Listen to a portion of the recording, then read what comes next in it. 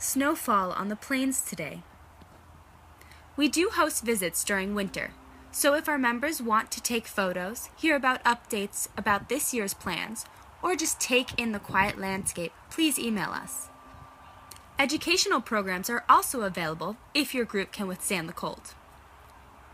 For now, please enjoy this video of Snowfall on the plains, taken today, along with an excerpt from Seasons of Tall Grass Prairie by Carol Lerner, starting from page 23, Summer.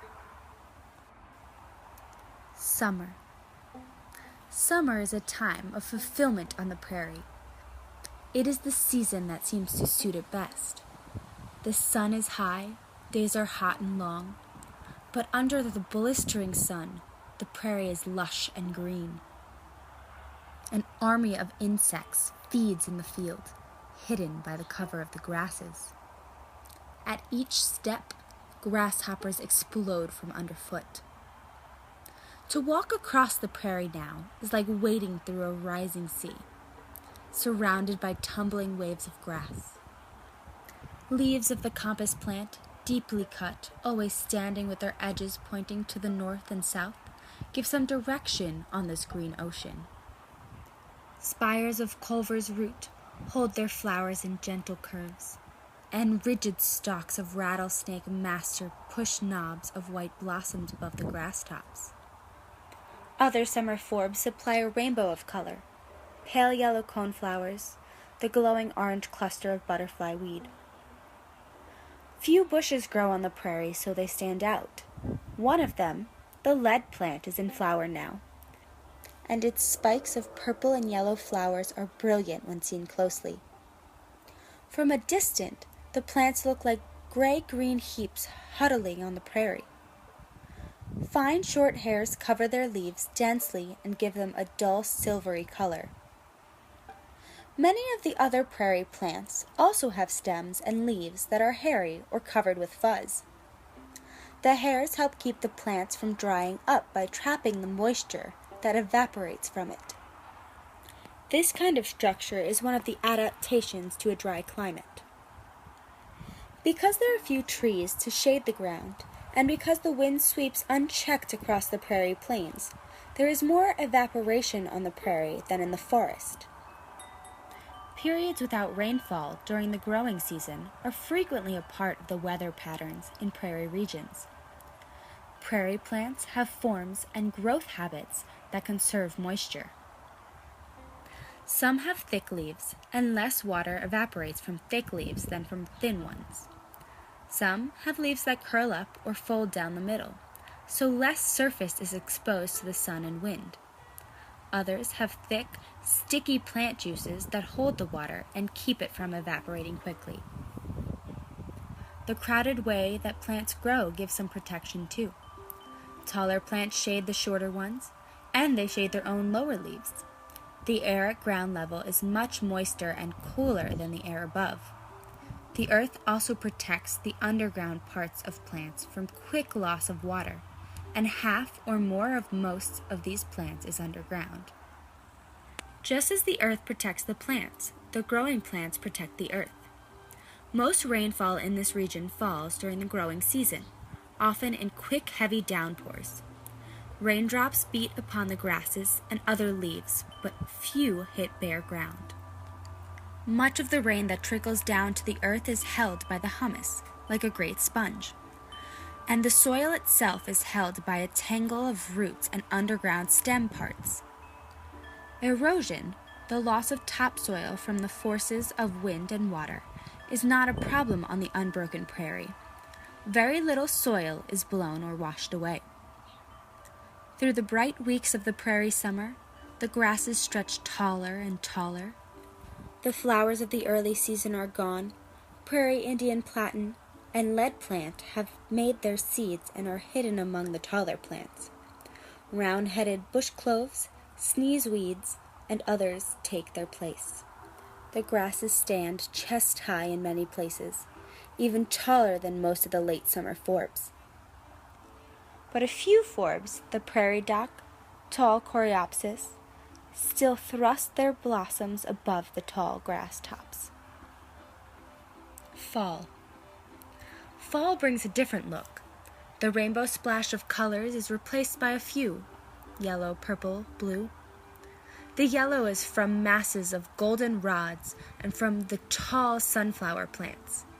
Plants belonging to different species of the aster are scattered all over the field, and their colors range from the white heath aster through all shades of blue to the rich purple of the New England aster. There may be 6 different kinds of asters and a dozen different golden rods growing here. What they have in common is that all of them, and most of the forbs that flower in the fall, belong to the same huge composite family. They bloom at all times of the growing season, but in fall, they dominate the fields. Plants in the composite family take their family name from the arrangement of their flowers. What looks like a single large sunflower blossom or a single small aster flower is really many small flowers or florets arranged in a tightly packed head. Since it is a very large group, the details of the arrangement are different among the various family members. What they share is that their flowers are composite, that is, their heads are composed of many small florets. Sunflowers and most asters have 2 kinds of florets in each head. The little tube-shaped structures crammed into the center are disc florets. The larger outer ones that look like petals are ray florets. Some of the other composites have a whole head made up of only disc florets, and others have only ray florets. The tall grasses have flowered too and are setting seeds, so now you can tell them apart easily. Big bluestem is sometimes called turkeyfoot grass because its seed clusters are often held in 3 branches, resembling the footprint of a turkey. Seeds of Indian grass are held densely, close to the stem, and switchgrass has a graceful loose spray. In wetter places, there are thick strands of prairie cordgrass with grass blades that have a cutting edge of small, sharp teeth. All these grasses can grow 6 feet tall or more. The little bluestem is only 1 to 2 feet tall, but it is common even on the tall grass prairies.